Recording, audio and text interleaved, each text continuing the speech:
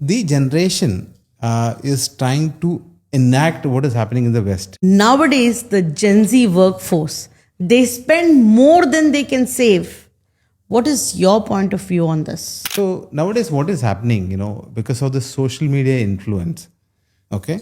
You and I come from the subcontinent, right? So Yes. you know the villages we have. The guy who's sitting in the remote village in India can access what is happening in the West, correct? Yes. Right.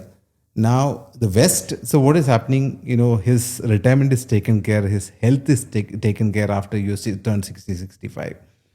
But these facts are not provided to us in the subcontinent. The generation is trying to enact what is happening in the West. They want to have their lifestyle. They want to live for today. Okay, they're not saving anything for tomorrow.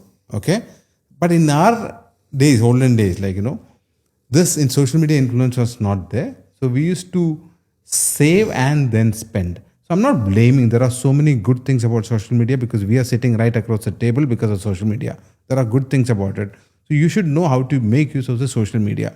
So because of this social media influence, so what is happening? They want to live for today, and that pressurize them to spend and save a little if something is left.